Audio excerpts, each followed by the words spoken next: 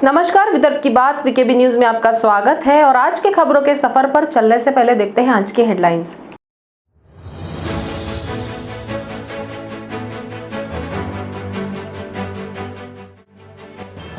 Corona संक्रमित होने के बाद कांग्रेस नेता सांसद राजीव सातव की हालत गंभीर। कांग्रेस अध्यक्ष सोनिया गांधी व राहुल गांधी सहित मुख्यमंत्री ठाकरे ने अस्पताल से ली जानकारी।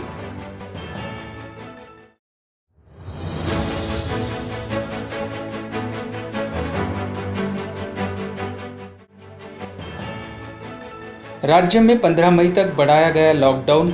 राज्य के मुख्य सचिव सीताराम कुंटे ने गुरुवार को जारी की अधिसूचना।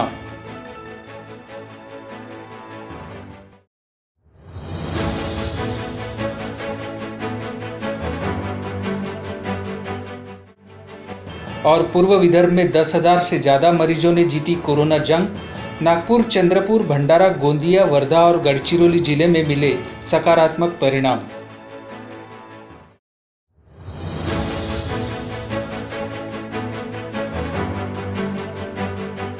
और अब खबरें विस्तार से।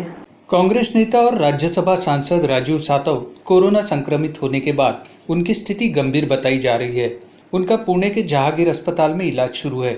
उनकी हालत चिंताजनक होने की जानकारी मिलते ही कांग्रेस नेता राहुल गांधी ने अस्पताल के डॉक्टरों से फोन पर उनकी हालत के संबंध में पूछताछ की है। गत 23 अप्रैल को उन्हें कोरोना संक्रमित पाया गया था।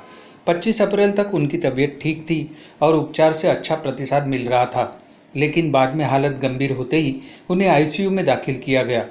राज्य मंत्री और कांग्रेस नेता विश्वजीत कदम ने बताया कि डॉक्टरों की सलाह पर उन्हें पुणे में ही हालत स्थिर होने तक रखा जाएगा। इसके बाद आवश्यकता हुई तो उन्हें मुंबई में भर्ती किया जा सकता है। उपचार से सातव की हालत में सुधार परिलक्षित हो रहा है।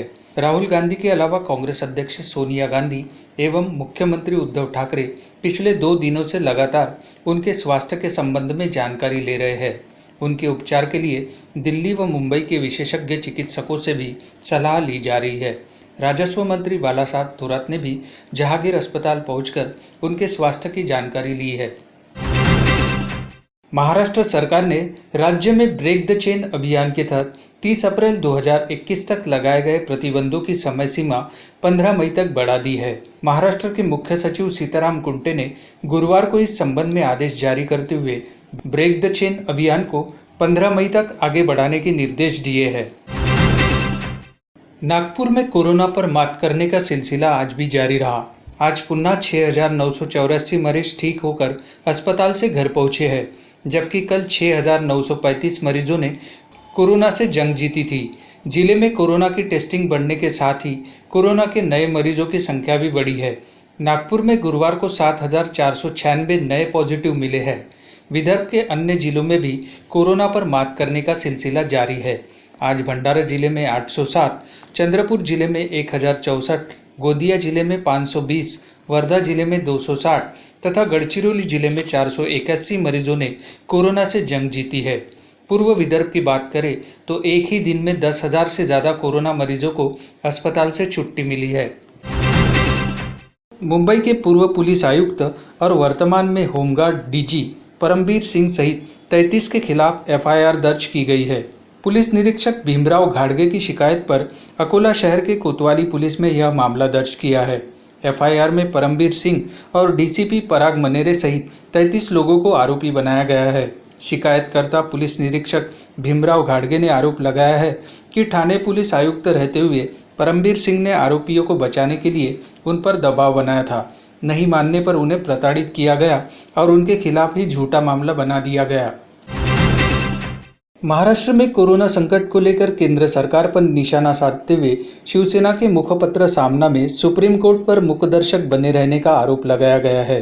शिवसेना ने अपने मुखपत्र में लिखा है कि सुप्रीम कोर्ट ने भी इस बात की पुष्टि कर दी है कि प्रधानमंत्री नरेंद्र मोदी की लीडरशिप वाली केंद्र सरकार कोरोना संकट से निपटने में विफल रही है।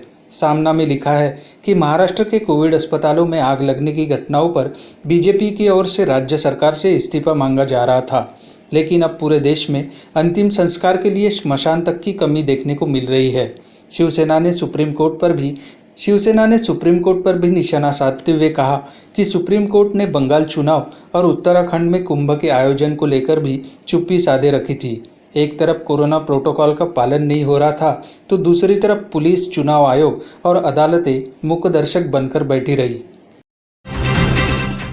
Serum institute of India Pune के सीईओ अदार पूनावाला ने कहा है कि कोविशील्ड की कीमत में कटौती की गई है।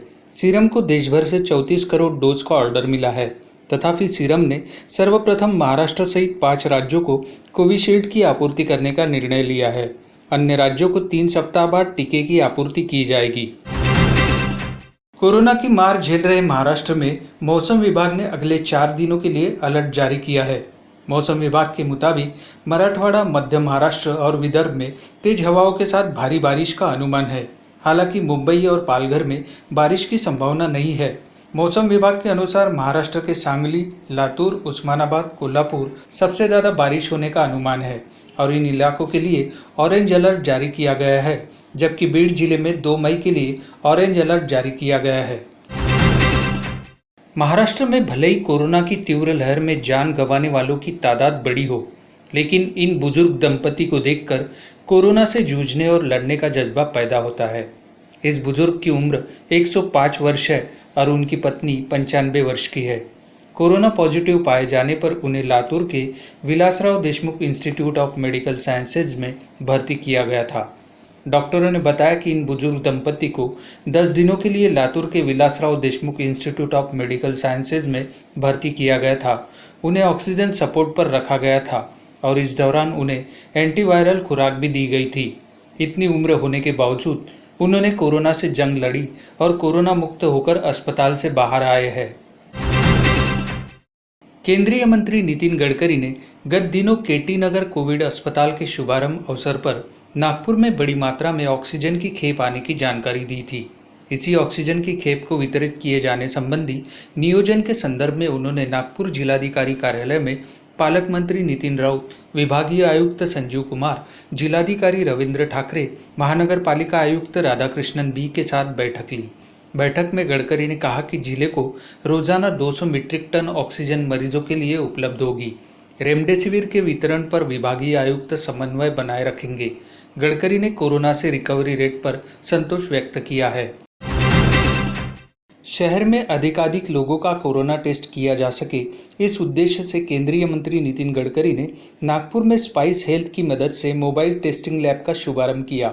पूर्व मुख्यमंत्री देवेंद्र फडणवीस और महापौर दयाशंकर तिवारी भी इस मौके पर उपस्थित थे।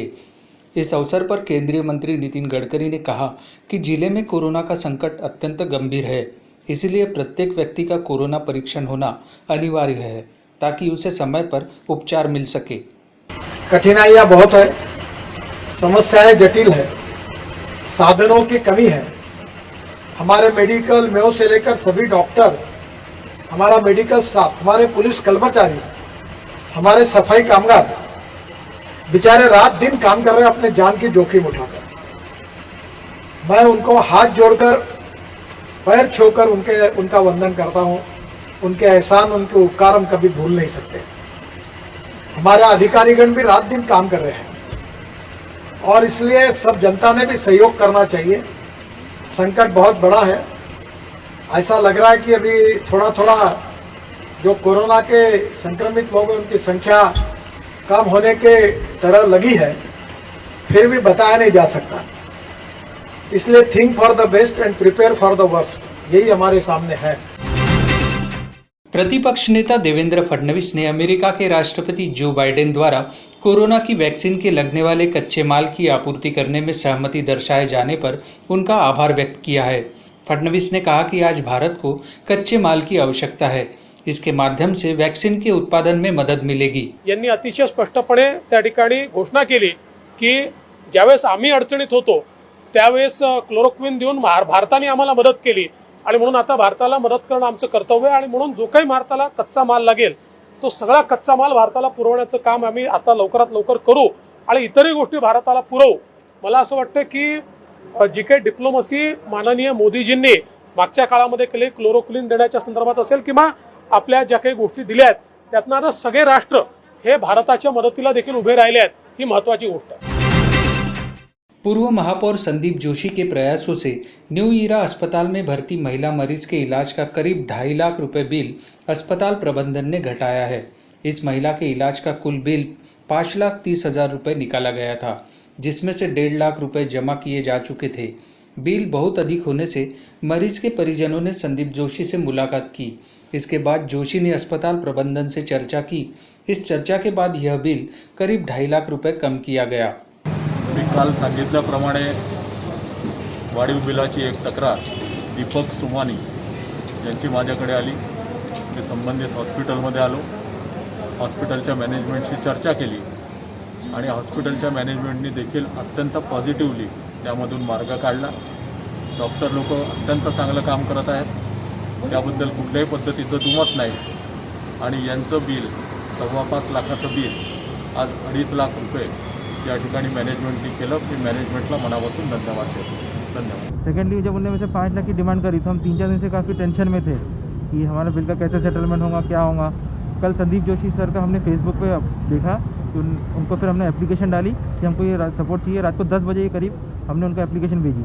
अर्ली मॉर्निंग सुबह 11 बजे आज संदीप जोशी सर हमारे साथ खड़े थे हॉस्पिटल में और उन्हें हमारा बिल सेटलमेंट कराने में मदद करी। मेरा सीधा बिल 5 लाख का आज 2.5 लाख उन्होंने करवा के दिया है। मैं सबसे पहले संदीप जोशी सर और उनकी टीम का थैंक यू कहना चाहता हूँ कि उनकी सपोर्ट से हमारा काम हुआ है। एंड सेकेंडली हॉस्पिटल का डॉक्टर्स का, जिन लोगों ने मेरी वाइफ को प्रॉपर ट्रीटमेंट दिया है, टाइम पे सब मेडिसिन दी है एंड आज उनकी कंडीशन स्टेबल है।